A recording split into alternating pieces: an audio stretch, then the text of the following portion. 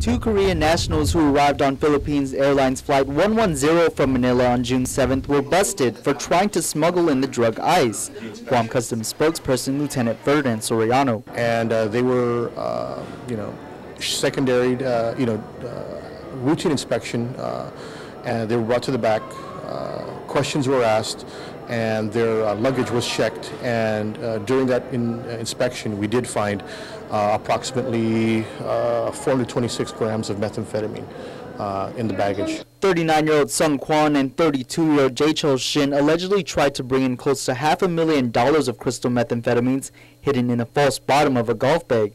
According to court documents, Kwon and Shin live in the Philippines and are mutual acquaintances of an individual identified as Mr. Kim, who paid for their trip and expenses to Guam to have fun and play golf. Kwon told federal authorities he is employed at a casino in the Philippines and also works as a tour guide and golf instructor. Shin said he managed the Hason restaurant in Makati. According to a complaint filed in the district court, the two gave conflicting stories as to who actually owned the golf bag. Now, Guam Customs notes that there is an increase in drug trafficking, especially during the summer months. Soriano confirms that the agency is investigating whether or not this drug bust is related to the major drug bust last month. According to the federal complaint, Customs also searched another bag, a small black hard-sided case with a false bottom. Although they didn't find anything inside, they did note the case was identical to the one used by Korean national Wang Choi on May 19th. Choi, as we reported, was indicted last month after trying to smuggle in more than 400 grams of ice from the Philippines.